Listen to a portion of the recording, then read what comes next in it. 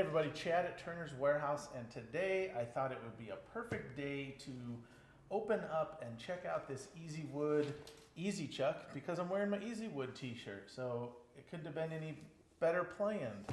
So what I'm going to do here, I've never even seen one of these in person. I was talking to Chris and Christy over at Easywood, and they were like, you got to check out this Chuck, it's awesome. And I kind of already knew it was awesome, but I just didn't want to pull the trigger.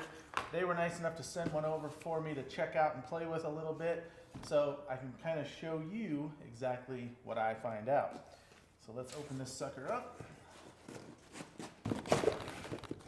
All right. Owner's manual. Nice. Who needs that though? Okay, right off the bat, look at this. I was reading about this. It's the double wood worm screw. So you got two sizes on one, and I like this nice beefy center for putting it in the chuck. Got the chuck. We got the removal tool for the jaws, I believe. We got the key. All right, we got our stop screws. And they even come with a spindle washer. That's nice. So actually, I'm going to keep these in the box so I don't lose them. Don't want to get them parts lost or mixed up. But here, I mean, let's go right to it. The main thing, oh, look at that. Like, quick adjustment. Main thing I want to see, how easy are these jaws to take off? Because I've got a bunch of Chucks and they're fine, except they suck when you go to change the jaws. And this is the easy jaw removal. So let's try this out. So I guess you just push this in. Oh boy. Look at that. Oh, that's very cool. So when you push in on this here, it comes through the bottom, which pushes on this plate, and that allows the pin to release and slide the jaw out. So I would imagine, once you know how to do this, well, I guess I just learned, I would imagine you could do this very quick. Yeah, oh, okay. So you just gotta have equal pressure. Push on that and just slide. Wow, that is cool. And then I would imagine the best part is, oh, did you hear that? Just snaps right into place.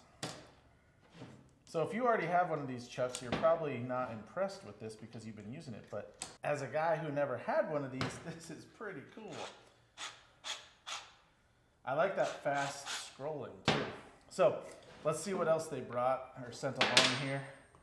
We got a faceplate ring, which I am a huge fan of. Oh, look at that, they even include some screws. Probably the right kind of screw so you don't have breakage issues. Faceplate ring, if you haven't used them, they're awesome because instead of a worm screw, you can just put your chuck, oh, I don't even need to use it, you can do this. You put your chuck all the way closed, put the ring on it, tighten it up, and boom, your piece is mounted with that dovetail on your faceplate, which is pretty great. All right. That's very useful with the big worm screw. Now this is the other thing. 4-prong easy jaw center. I like the idea of this because you don't have to change to a different tool. You can just leave your chuck on.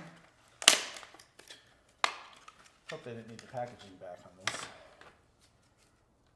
Yeah, look at that. Fits right into your forejaw.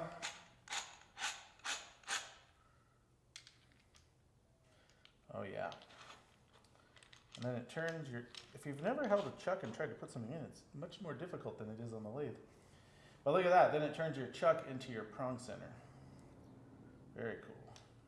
And it's spring loaded. Very nice. So that's your 4-prong. And then they sent along a multi-spur. It's a Christmas morning. Multi-spur. And that looks just as cool. Also spring-loaded center, nice. You can adjust it, it looks like. And I'm assuming, and I didn't read anything, but I'm assuming you can adjust the spring tension on this screw on the back, which is really cool. So you just stick that sucker in there, and boom, you got a multi-center, and you can do all that without changing your chuck. So I think the next logical step in this is to put some wood on this and turn it.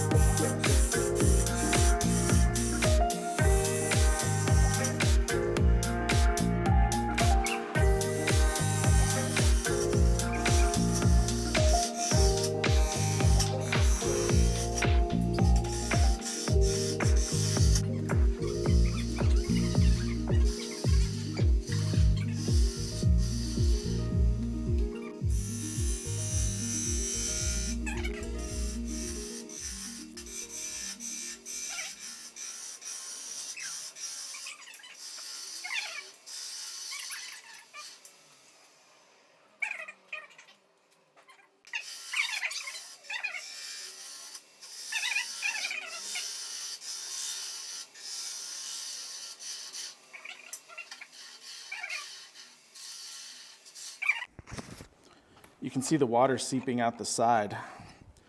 So I can't sand and finish this because it's literally, I just cut the log yesterday. I didn't cut it down yesterday, but I cut the bowl blank out. But you could see the water coming out of it from spinning. So we could let it dry a little while, see how bad it warps, and then we could finish turning it and sanding it, thin it out a little, but it may or may not ever happen.